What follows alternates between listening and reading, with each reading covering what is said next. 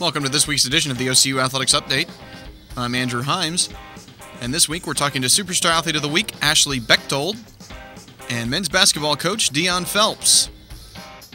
I'm here with Superstar of the Week, Ashley Bechtold. She is a junior goalkeeper from Oklahoma City, and she helped the 9th-ranked Stars finish with a regular season record of 16-1. They defeated John Brown 3-0 on Saturday to clinch the 3rd straight regular season SAC title. So, Ashley, you've helped the team tie a school record of 15 shutouts, and you only allowed 5 goals this season. What does that mean to you, and what's it say about your defense? Well, I'm very fortunate to have a really good defense in front of me, and they all listen, and it makes my job much easier. And yeah, that's good. Well, at least they listen to you. Yeah. So you were named SAC Defensive Player of the Year. Redo.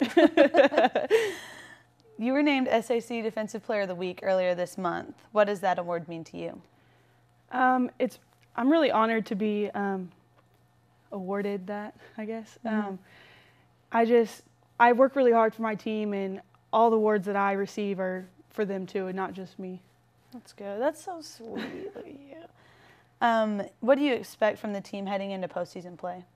We've been playing really well as a team, and I expect us to just keep going strong, and we work really well together, and our team is really good. So now, is the chemistry just something that comes naturally, or is that something that you've had to work at as a team?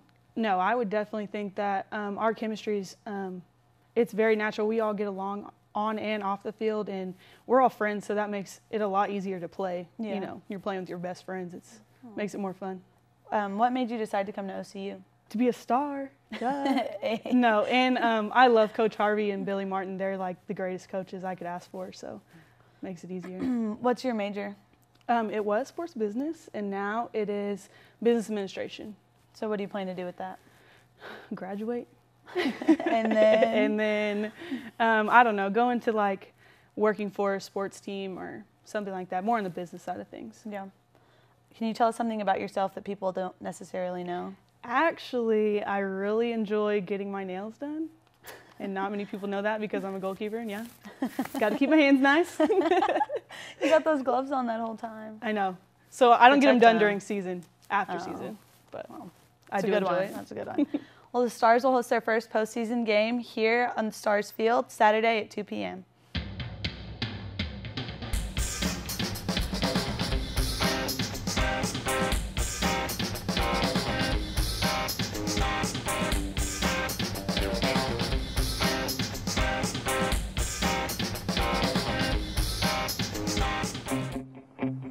There's a call to be answered. The spirit of competition is still alive inside. The desire still drives. The phrase student athlete has a great ring to it. Lasting friendships are ready to be made. You just want to keep playing. Game on. Learn more at naia.org. Here on the OCU Athletics Update, we've got men's basketball coach Dionne Phelps. The Stars get their season underway on November 3rd, homecoming weekend against Champions Baptist. And, Coach, you returned several players from last year, Tronell Adams, Charlton Jones, Tim Morton, Caleb Smith, and Elhaji Wade. Talk about the importance of having those guys back. You know, it brings a lot to the program. When you have guys that are returning, they have a little bit more comfort with yourself, and it's also with the league. And having those guys back, they can also help the new guys get comfortable and figure out how this league is supposed to be played. Tell us about some of those new guys. Who have you seen that you expect to make an impact this year? You know what, Terry Johnson, transfer from Wisconsin Green Bay, has really shown a lot in practice each and every day. He's a competitive kid. He's been in some battles at a very high level. So this shouldn't be too much of a shock to him, the competitiveness of this league. But he's been practicing really well. Terrence Walker from Connor State has been playing pretty well here lately. He was out for a couple of weeks for a while, but now he's back. He's healthy and he's practicing real well. You guys played in several tight games last year.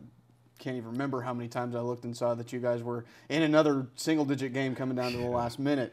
What is that going to do for your team this year, having that kind of experience? You know what? Hopefully, it'll get us over the hump. I think there's spots in the game where Things dipped a little bit, and I think that there's opportunities for us to kind of overcome that now with the experience and understanding that, you know, we have to play every possession. I think our kids played real hard. I think we went through some lulls late in the second half, and some of those, you know, they were last-second shots.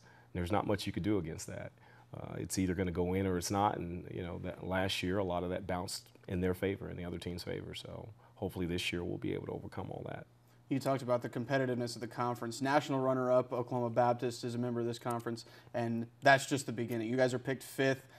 What does that say about the depth of this league and the challenge that presents? You know what? It's a really competitive league. I mean, the things that OBUs have been able to do over the last couple of years and maintain that high level of competitiveness.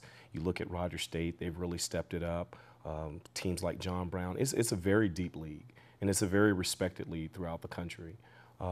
So anyone that comes out of this league, it doesn't surprise me that OBU was runner-up to the national champion. I mean, they were battle-tested throughout the entire conference. As far as us getting picked 5th, I really don't pay a whole lot of attention to the preseason rankings as far as in our conference is concerned. I think a lot of it is just what you do when you show up each and every night. Those are other people's predictions. We set our own expectations of what we want to be, and hopefully we go out there and we try to prove it each and every night. What do you feel like has shaped your coaching philosophy? You know, I think really what shaped my coaching philosophy had a lot to do with the coaches that I played under. And they were tough guys. And so everything was based on just really giving a lot of effort and playing hard. And probably the most important thing is not cheating yourself. You know, go out there and make sure that you give everything that you have and leave it out on the floor. And it sounds kind of trite, but at the same time, you know, it's true. You go out there and you just leave it out on the floor. And if you can do that, you can walk away no matter win or loss with your head up. But I think more times than not, you'll get more victories by going out there playing hard and giving everything that you have, every ounce of energy and every ounce of passion. All right, we've been talking to OCU men's basketball coach Dionne Phelps. Stars get underway November 3rd against Champions Baptist.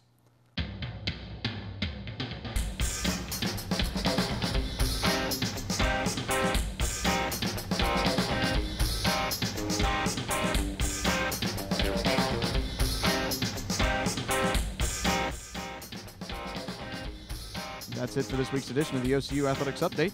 Check back every week for all the latest in OCU sports.